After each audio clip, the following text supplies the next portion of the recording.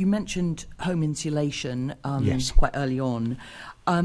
Has the death of Awaab Ishak had, after living in an overcrowded home with mould, has that had any bearing on your planning around budgeting for the insulation element of this? Because the Environment Committee did a report keeping out the chill on mould and condensation back in 2018 or 19.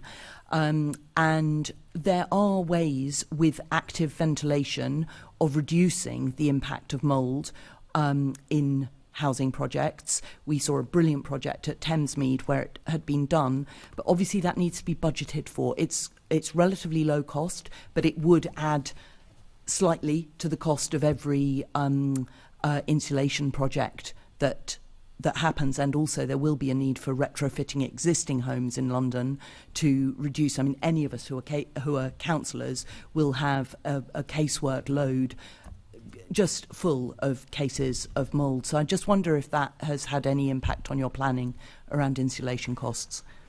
It hasn't directly fed into our planning immediately, but I would say, while the death of the young boy was tragic, it was part of what was tragic about it is it was not an unknown risk and an unknown factor. So throughout our development of policy around home insulation and so on, we have sought to build upon best practice. And if this is why it's such an important program. If you can get this right, it has a climate benefit it has a warmer homes benefit in terms of improving energy efficiency, in terms of improving quality of life through that route. It has a climate resilience benefit because actually insulation is as important for keeping homes cool in the summer as warm in the winter. And of course, it has health benefits, exactly as you have indicated. I think there is looking forward. I think there is a question which you raised, which we will have to pick up on, which is how, as we think about, for example, the deployment of the green bond around social housing retrofit, we can be confident that the projects that we are funding are achieving benefits across all of those three rather than focusing solely on one of them. And I think the thing that we learnt in the scrutiny that the Environment Committee did was that active ventilation, as well obviously as information for the people living in the homes, but it's the active ventilation that is so often missing and that is contributing to this. Yes, and I think that is heard loud and clear, and I mean we will be looking at that as we design any programmes going forward.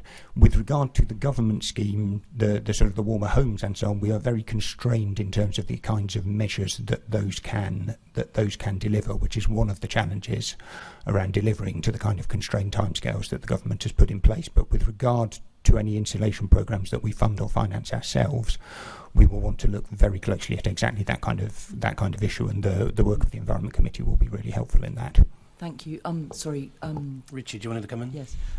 Briefly, I mean, Caroline, you and I both know these issues are endemic across London, and I think it's a very important point you made that we try and get something out of this horrible tragedy positive. I think it is right, and I make this overtly not as a party political comment, because the Labour government's Decent Home programmes made exactly the same mistake as well, was that the level of specificity in central government top-down funding programmes for this kind of stuff is actively unhelpful around London's unique housing challenges, or inner cities' unique housing challenges around the nature of the flats that I saw 50 years as a councillor, and I'm sure you and other colleagues who do casework still will. And I think, therefore, there is a degree of devolution that is needed around the design that goes into some of that. And what we are seeing is more specificity in the Hug 2 programme, which is the one that's coming up, which is only aimed at properties not attached to the gas network, and therefore will inherently be smaller in London because we have fewer rural properties not on the gas network. The wider point I want to make, though, is one about the GLA's performance next year on the environment, which is the measure you should hold us to is ultimately a qualitative, not a quantitative one, which is there a robust and resilient system in place that can lead us at pace towards net zero by 2030? Because what we as a strategic authority need to do is convene networks of boroughs, housing associations, funders, and a whole range of other kind of key players in all of this sector to get to a system where there is a pipeline of fundable projects being funded that are working at pace through a combination of public and private money. Mm-hmm. And that's actually, and well, ultimately that's not a thing you can measure with KPIs. That's actually the most important thing we can do to hit net zero. And that's actually what Phil and I spend more of our time doing than measuring individual tonnes of carbon saved by insulation programmes, where we monitor the performance of them. But again, without meaning to repeat my annual meditation on the philosophy of performance targets, I think that's really the job in hand next year. Mm-hmm. So a pipeline. Thank you, Chair. I'll give back to you.